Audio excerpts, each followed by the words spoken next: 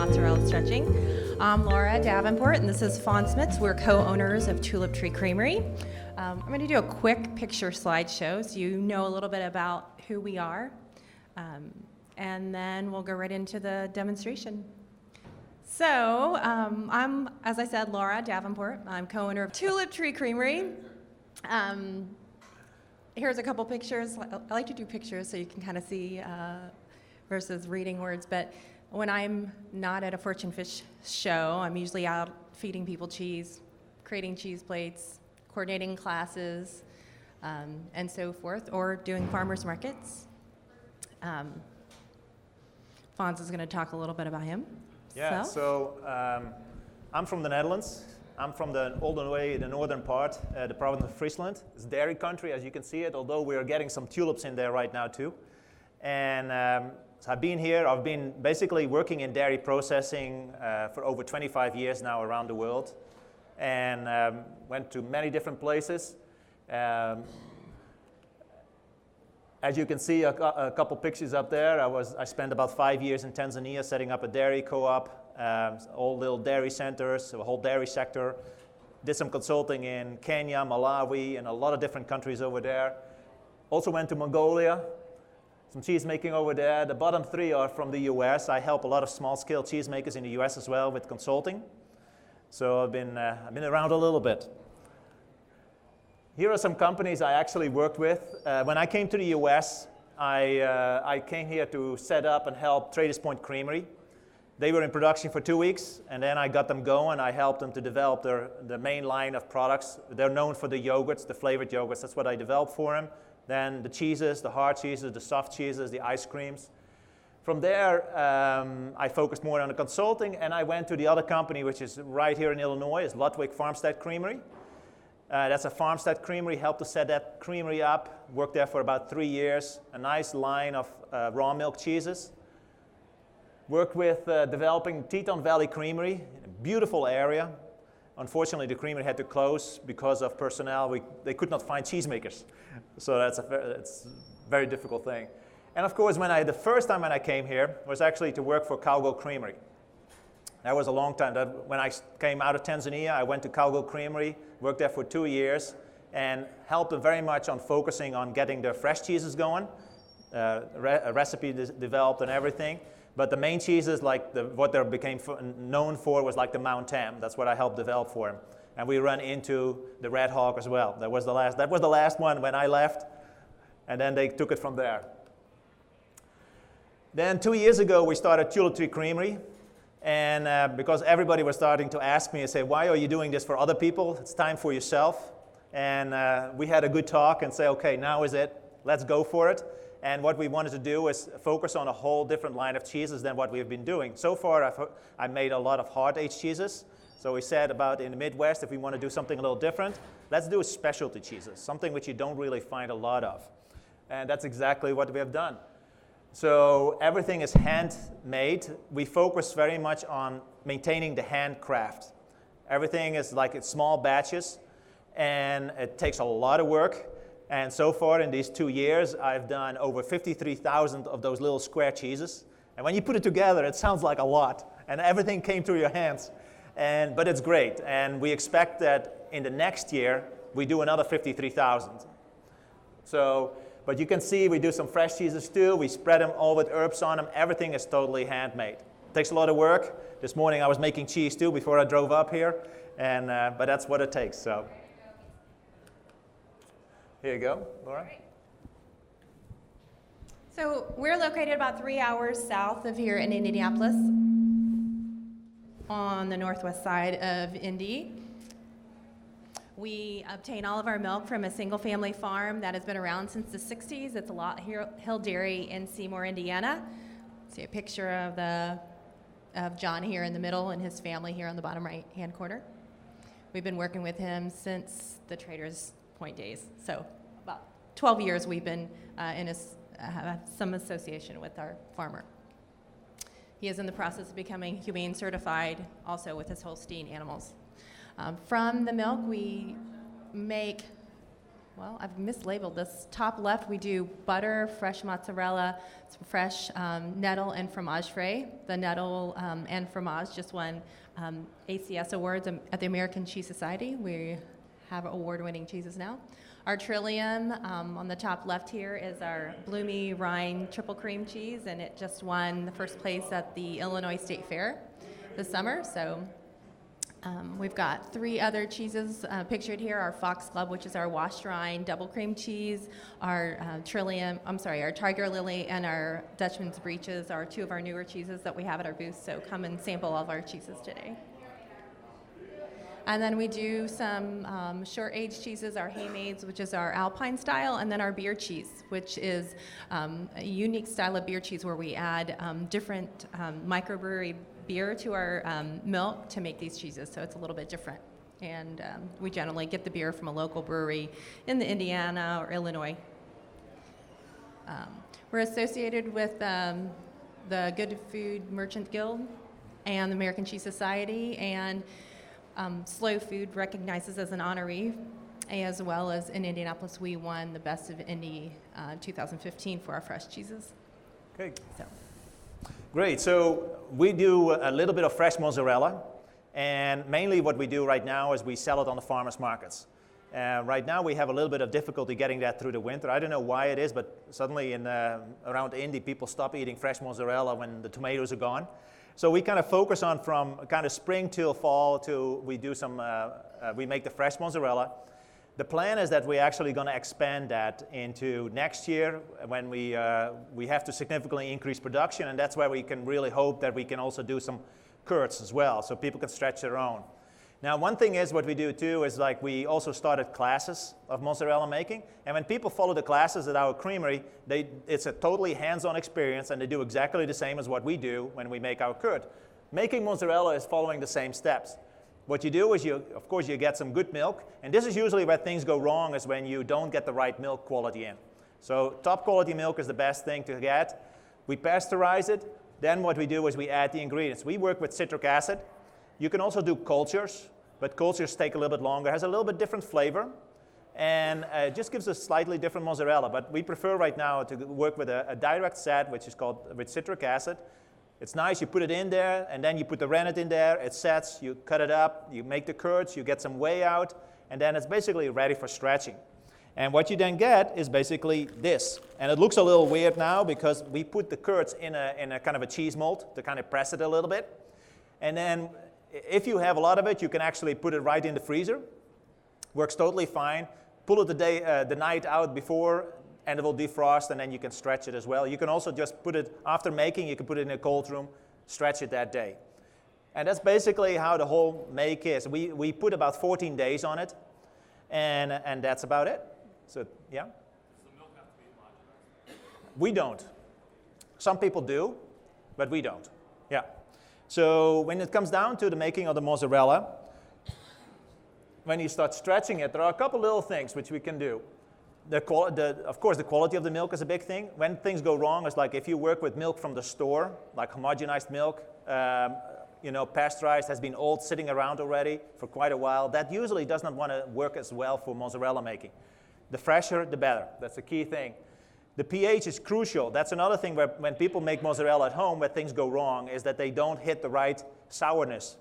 So those are the 2 crucial things where people usually mess up at home, which is very difficult to measure because how do you get fresh milk and how do you know that pH? And so those are the key things. The water which you're going to use for stretching is usually in a range from about 180 to 200 degrees. And it does make a difference. And it's very important, the relation between how much water and what temperature of the water to how much curd and how cold that curd is and how you blend that up. That's how it really makes a good stretch. And usually the first one, what I do is kind of test a little bit to see, okay, this is how much, this is the ratio I need to have. And then next on, it goes pretty quick. Many times also the water, the whey which is kind of left after stretching the mozzarella, I many times use that to heat up the curd. And when you pre-warm that curd a little bit, it stretches so much easier. And it will take a little bit of time. Most people, when they're trying to stretch this, they're struggling with trying to make the perfect ball. and what I do is I actually use these big gloves. I don't know why, and on YouTube you see all these guys doing this with bare hands, and I just cannot do that. So what you do is you just grab some curds and you break that apart. And what we do is with the people too, when they're in the classes, we really want them to taste the curds and then taste the mozzarella afterwards. So if you want to taste them, feel free to taste them. Because that's the nice thing is that everything changes so fast. Then what you do is, so you break it up, and it doesn't have to, there's no preciseness about that. What you do is you just break it up, and then you put some salt on it. And most of that salt is going to disappear. So you don't have to worry too much that you're oversalted. And I think usually mozzarella goes on other products, so they put it on salads or something, so you can always season it later on. So that's the nice thing. So usually don't overdo it with the salt. I work with 2 little kettles. Yes. Yeah, I use regular salt for this, but I don't use the salt which has the additives to it. I like to work with the pure salt. We do use sea salt, but the sea salt we use for other cheeses, like our spreadable cheese, for the butter. That's why we put the sea salt in. Yeah. So what you have to be careful for is that if you take boiling water, put that on it, you have a chance that you get a lot of fat separation out of it, so you don't want to do that. So you be a little bit careful that you don't put actually boiling water on it, but somewhere between 180 to 200 degrees, that usually is a pretty good range. And then what you do is you just kind of pour it in. If it's very hot, you can kind of start pouring it right along the sides. And then it's basically just put your hands in it. And then very soon you're going to see that structure completely change from curds to something very different. And you will see that if you need a little bit more water, like I can see this one needs a little bit more.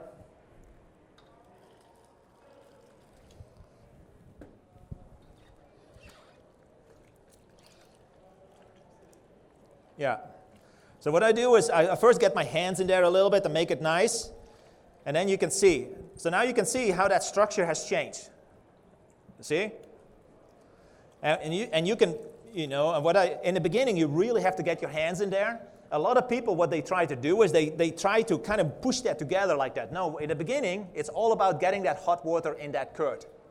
So in the beginning, you just pull it open, and now and then you can pull it out as well, and then you can see.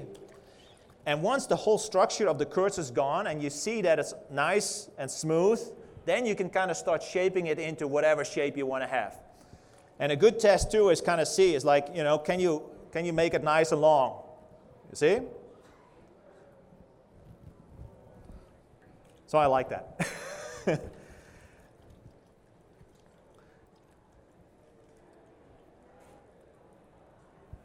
So that's how I squeeze the balls out of it. So what we've done for the farmers markets too is to make very tiny little ones. And I thought that would be a good idea, might be something nice, like if you make a nice little serving portion and you don't have to cut it up. And it's basically, you can make it into any size, shape, or whatever you want. I'm not that artistic with how to braid mozzarella and all those kind of things, but basically you can see that you can do any kind of things with that. So it's very easy to do it. What I've done is like you can spread it out, make it like a pancake, put herbs on them, and then roll them back up. So it's all about what you want to do. When you say when you roll it out, do you have it like on a warm plate, or you just right at that stage? Yeah, you have to be a little bit careful if you don't want to put it at too cold, because if it gets too cold, it might stick too much on it, and you have to work really fast on it. Yeah.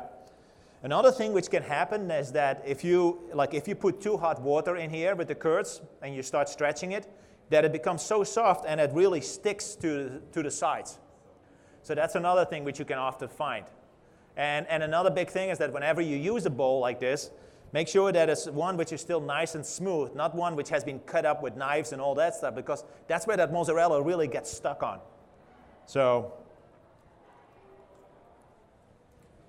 And then what you do is you want to cool that mozzarella down, because right now, if you put this on a table, it's going to be completely flat. So what you want to do is you put it into a bowl with some cold water. It doesn't have to be ice cold water, just cold water. And what we do is we kind of prepare a brine for that. We kind of put, it's cold water. Sometimes we actually put it in the cold room to cool down a little bit more, because we have to put so much mozzarella into it.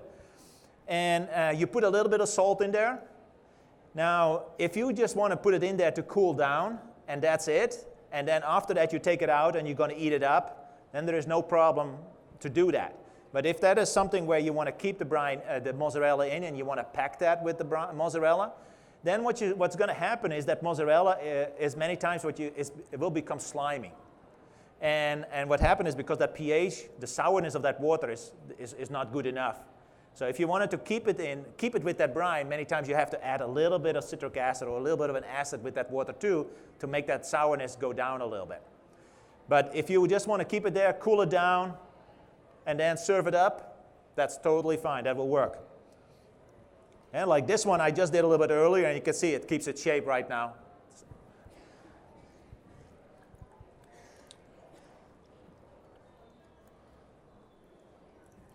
So you want to cut one up? You want to cut one up?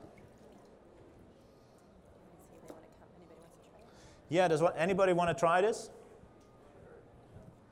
So I have some smaller gloves too.